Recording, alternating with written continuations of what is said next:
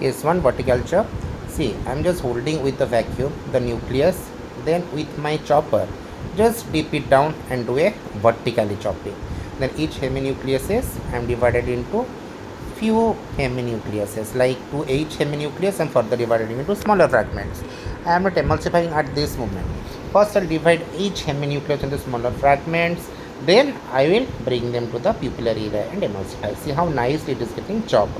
It's a dense cataract, but if we give a good vacuum, because chopping is nothing but more of a vacuum surgery than a energy surgery. So here with good vacuum, catch hold of the nucleus, do a vertical chop, and finally we can emulsify that at the level of the iris plane. We never emulsify that in the SC, never ever emulsify in the SC, because whenever there is use of power and it is in the SC, definitely there will be some sort of endothelial load. So always emulsify at the level of the pupillary margin or the iris plane or slightly below to that. Horizontal chop. See here what is happening is just I'm emulsifying the superficial cortex, then with a very good vacuum, we have to use very good vacuum, catch hold of the nucleus with the rhexis. I'm just sliding the horizontal chopper beneath the rhexis margin. See, then I'm horizontally chopping it. So in the vertical chop it was vertically chopping, but here it is getting horizontally chopped.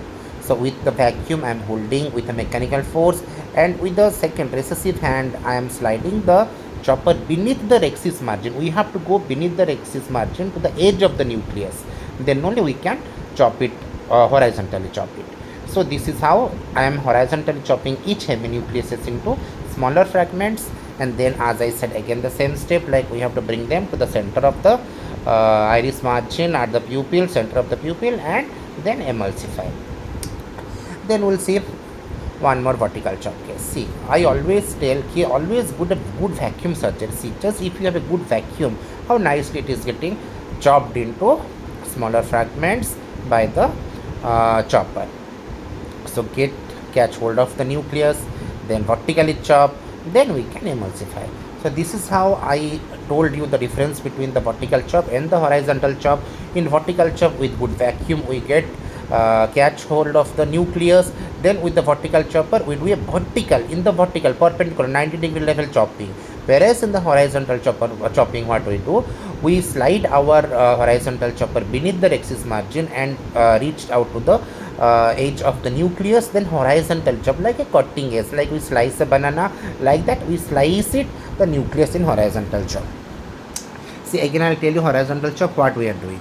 So we are, see, we are getting catch first superficial cortex, we are just emulsifying or aspirating them, then get a good catch hold of the nucleus, slide the this one just beneath the this rhexis margin. See, the second horizontal chopper is beneath the rhexis margin, then slide. See, like chop is what? Chop is like a chopping it, but horizontal chop is more like a cutting it. So like a knife, we cut a slice of the vegetables, like that we cut it in the horizontal chopping. So horizontal chopping is more of a cutting than chopping. So this is the difference between, and the result both are the same, whatever you are comfortable, and depends on the nucleus. Suppose you are in a mid-dilated pupil, you cannot reach to the periphery, then you have to do a vertical chop obviously. Then if it is a soft nucleus and all, and you are not getting vertical chop properly, then in that case we have to do a horizontal chop, because if you do a vertical chop in a nucleus, soft nucleus, it will not get chopped. So that will, in with the horizontal chopping, we will cut it, we cut like a vegetable. So that is the basic difference between the horizontal chopping and vertical chopping.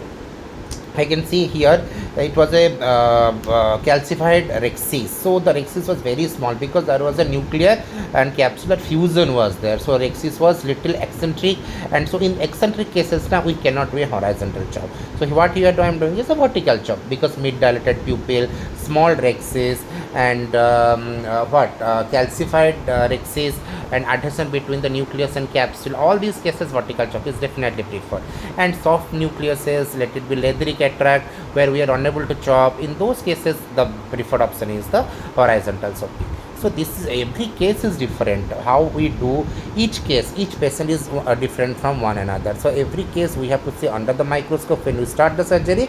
Then we can get to know which technique we are going to apply in that particular case. So see how nicely, how much time it will take, hardly 1 minute, just catching hold of the nucleus, vertically chopping them, then emulsifying that. So if you get a good vacuum surgery, definitely, usually phaco itself, like vertical chopping and horizontal chopping, both are more of a vacuum surgery. So in those cases, a good vacuum gets a good result.